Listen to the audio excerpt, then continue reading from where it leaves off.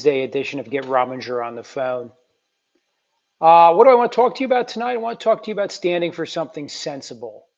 And what does that mean? It means figuring out what you believe, what those true beliefs are, and trying to be sensible and holding to them and not going extreme and wacky on that. I'm going to use Herschel Walker situation as an example. You could vote for Herschel Walker and be sensible. You could not vote for Herschel Walker and vote for Warnock and be sensible. Or you could vote for neither and be sensible. Let me explain. Georgia's Republican Lieutenant Governor Duncan has spoken out against Herschel Walker, basically saying he can't vote for either candidate with good conscience. I think he represents, that is, the Lieutenant Governor Duncan represents what we should all be thinking. I think he's taking a middle of the ground position, saying Herschel Walker doesn't stand for the values I believe in. He's lost my right to be supported by me, and I'm not going to support him. On the other hand, I couldn't support Warnock if my life depended on it. Now, how can we trust anyone?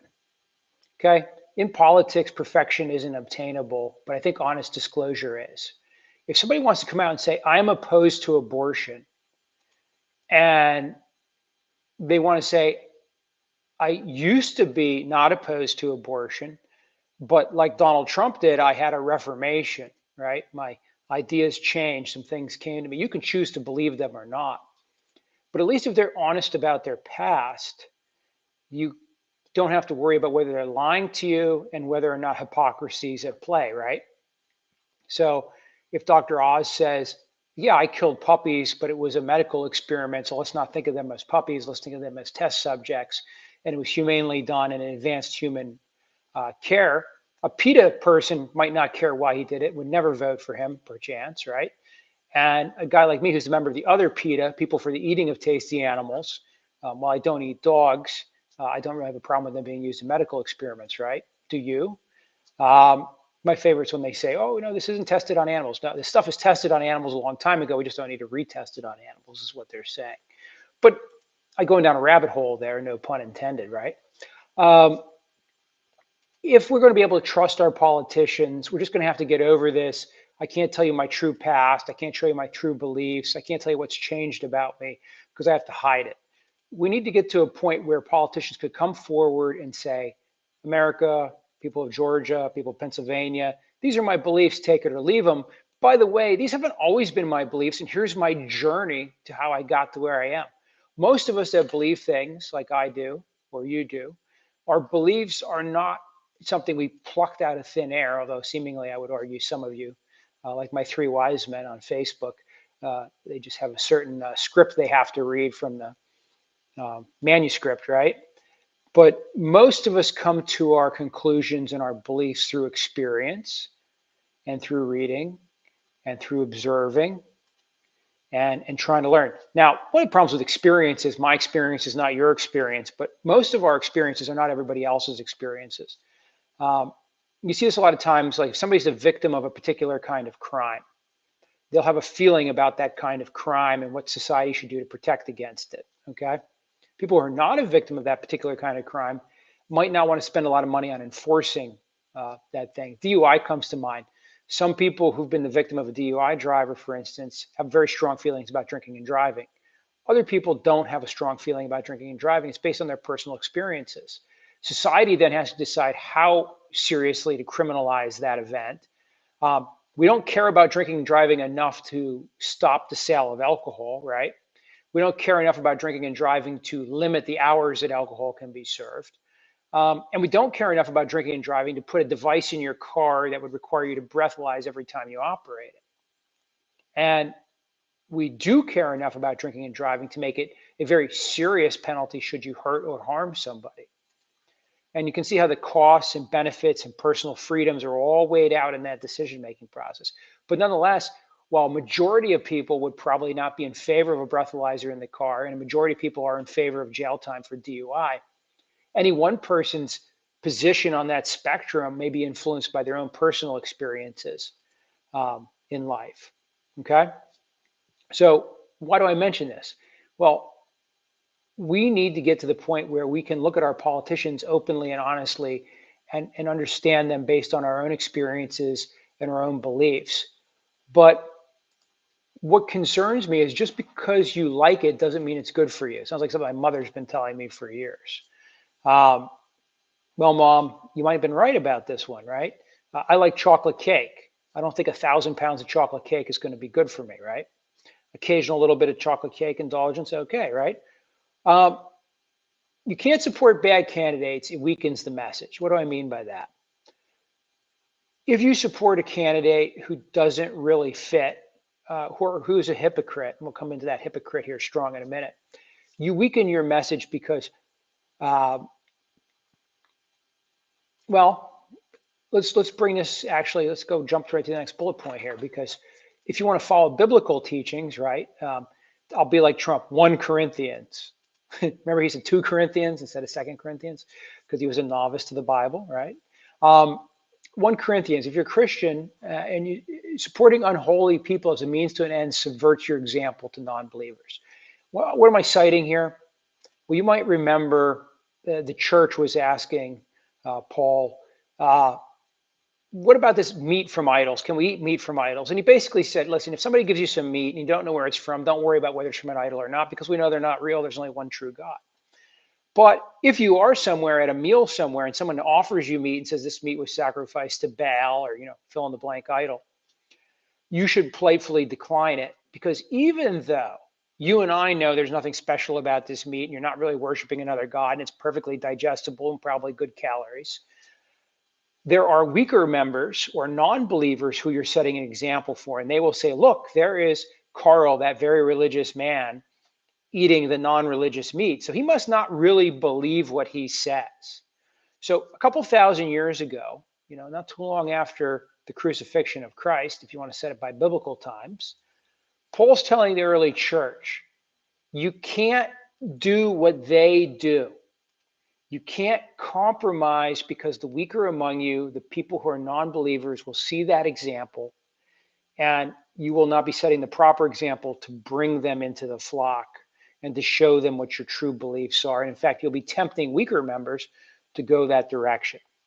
So going back to, just because it's good for you doesn't, just because you like it doesn't mean it's good for you. When you support a candidate who makes you appear to be a hypocrite, right? And I brought up Herschel Walker earlier.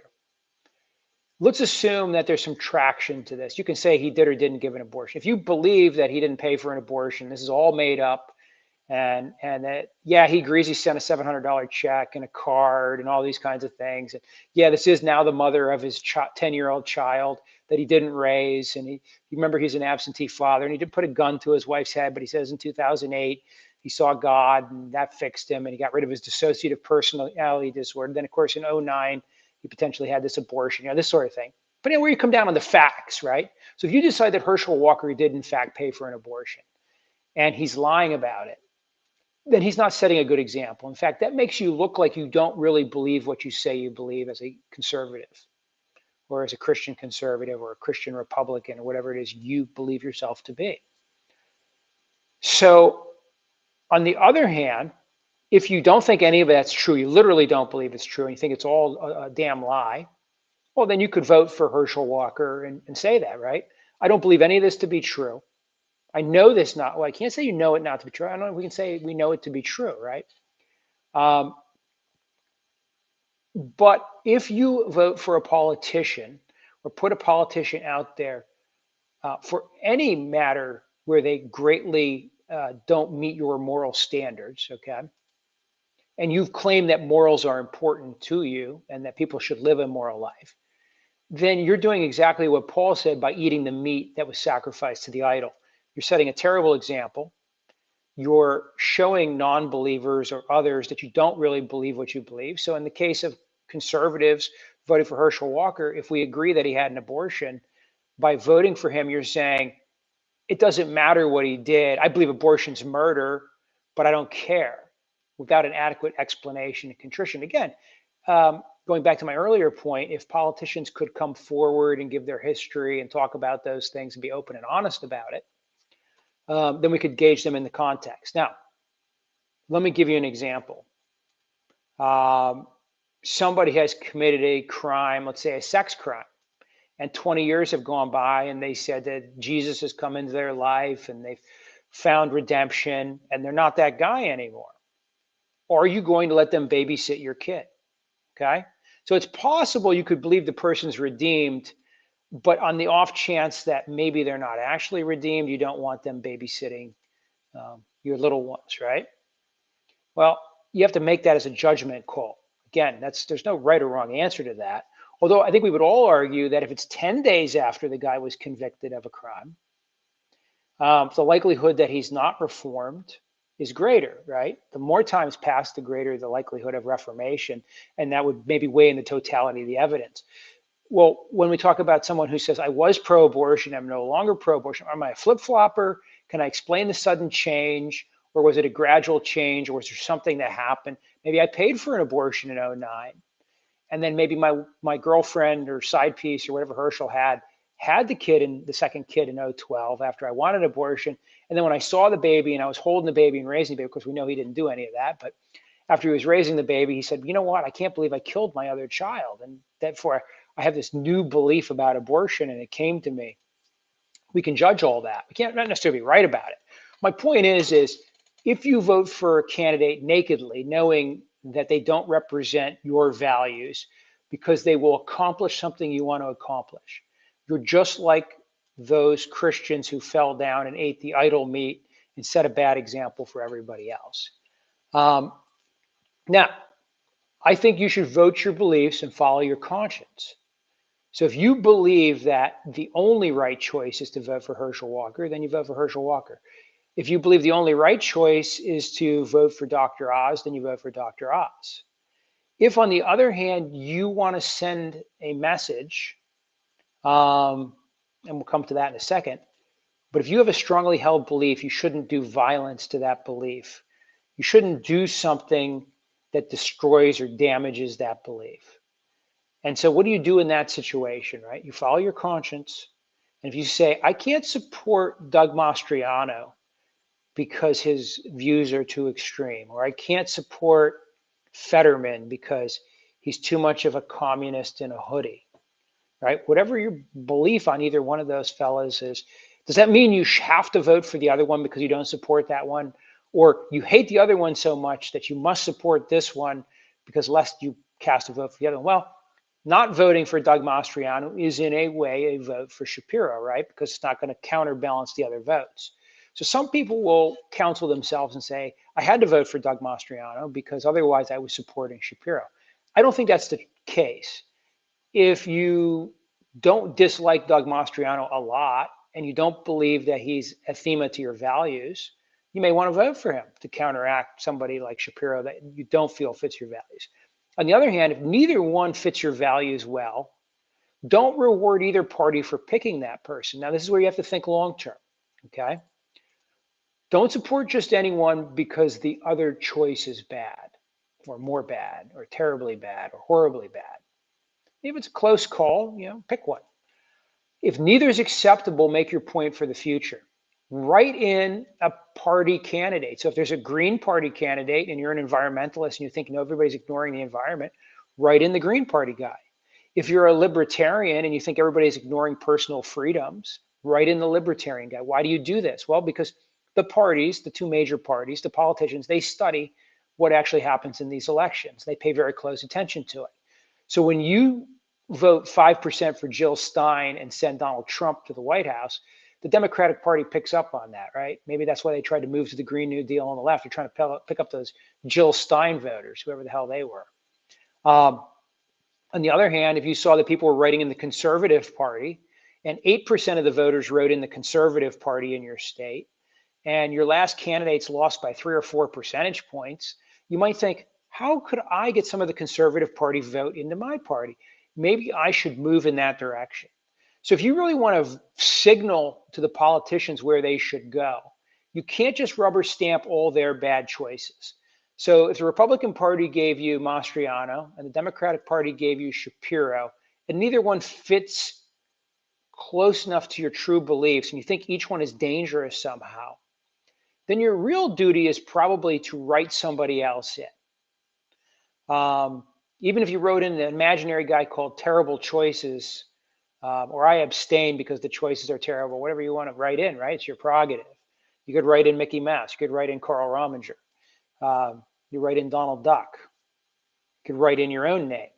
But I think writing in the, um, neither candidate is moderate enough. Again, you can put whatever you want on that line. But I think if you pick a candidate that's already out there or write in for somebody whose political values are well known. So vote for Billy Graham if you want to send the message that nobody's Christian enough, right? Billy Graham Jr. or the son.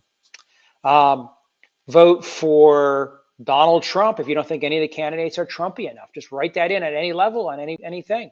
Now, some people are going to say, Karl, you're wasting a vote. You're not helping your party. You must work for the party. Listen, the party is not going to change. The party is not going to respond to your beliefs if you don't exercise your vote, both in the primary and in the general election. And I know some people who, and I understand their feeling, they feel like Mastriano is a terrible candidate in Pennsylvania for governor, but they're Republicans and they must vote for him. I'm not one of those. I will vote for the Republican I voted for Senate, and I'm going to have to figure out whether I'm willing to cast a vote for Shapiro because I'm that scared of Mastriano, or do I abstain and write something in a little bit more moderate? Maybe Ashton Kutcher, the actor. Why not? If any of you know his political values, or you heard the old Bill Maher show that he did, you'll understand why I picked him, and that would send a signal, right? But that's the point. You just go along with whatever garbage choices the parties give you because you have to go with your party because it's a vote for the other side. All you're doing is encouraging this, okay? And I was talking to a really nice lady that I know who told me that abortion should be between a woman and her doctor, and that's it. That's the only two people should be involved, and government and politics should never be involved. And I said to this really nice lady, I said, listen, I hear what you're saying, but have you not voted for the Republican candidates who told you that abortion should be banned or illegal or not allowed? Well, yes, I did. Okay, so you didn't care enough about that issue. I understand you have a belief about that issue, but that issue was not enough to sway you against voting for these people. I've heard other people say, that abortion should be illegal, it should be banned. And then you find out they voted Democratic, right? And for politicians who clearly would never ban abortion. It's okay. You can't always vote on one issue. You can't just vote on gun. I mean, what if you have a candidate that's pro-guns and pro-abortion? What are you going to do? They exist. They do exist. And what do I say by pro? I mean, maybe some. Maybe there's a guy or gal. There's a lot of Republicans out there who tell you I'm pro Second Amendment, but I also believe in abortion under certain circumstances. Now we got one gal on the Facebook, Sandra comes to mind. She's always trying to explain why she's all for saving the life of a mother with whatever procedure is necessary, but because when it's saving the life of the mother, it's no longer abortion. So there's semantics she uses to get by. So maybe a candidate could say, I'm not for the termination of pregnancy, but I am for the saving of the life of a mother, and give you one of those nebulous political answers. They like to do that. But I think it's important, and just to go back to the beginning, we need to vote our conscience, okay? We need to vote our belief structure, but we have to do it in a way that not only accomplishes getting the people in that we want, but when nobody that is fit for office is presented to us, we send a message likewise. Does that mean that you might have to accept a Josh Shapiro to send a message on Mastriano? Yeah, it does. Do I think you would send a message by not voting for Shapiro and not voting for Mastriano, and then Mastriano might win? I don't think he has enough numbers, not close enough race. I don't think. If I were voting Republican for Mastriano, which I wouldn't be, and I couldn't vote for Shapiro absolutely, I would write in a moderate Republican like Lou Barletta. And Lou's not really that moderate, by the way. But that's sending the signal back to the party. Remember Lou Barletta, the guy that Karl voted for in the primary? Well, he's throwing his name at you again. In fact, 8% of the state threw Lou Barletta back at you again in the general election. Maybe suggesting next time, take Lou Barletta in the primary, right? So I know this has been very Pennsylvania-centric, except for the Herschel Walker part. But Herschel Walker just encapsulates this argument so well. He is a candidate who says one thing and then may have actually done those things, refuses or denies to acknowledge he did those things, and maybe he's telling the truth. Maybe he didn't know about any abortion. The $700 check and the get well card, awful suspicious, right? Maybe he never played football. He's going to have a debate. I don't think he's going to win. And this just goes back, by the way, Herschel Walker, Doug Mastriano, and a whole bunch of other choices were bad choices by the Republican Party because even though, and I'm a registered Republican, I was the president of the Allegheny College Republicans when I was in college. And yes, we read Karl Marx back then. We also read Locke and Hobbes and all those other good things, Plato, Aristotle. One of you was beating me up today that I must be some kind of Marxist. And I said, yeah, I've read Karl Marx. He said, yeah, I knew it. I knew you did. And what's funny, though, is the guy that's saying that, he's never read Locke. He's never read Hobbes. He doesn't know where Jefferson got the Declaration of Independence from, obviously. He thinks it came down from above. Those of us that know it came up through the literature, right? I mean, you can find something very similar to Declaration of Independence. A little trivia question for anybody who knows where you would look for that in the philosophy department. So, and to my buddy Marshall, who might listen to this, yes, Marshall, I am not a philosopher. I don't have a degree in it, but I do occasionally read a little bit of it, and I feel qualified to, maybe talk about coconuts and trees and people with clubs and the natural state of man, if I see fit.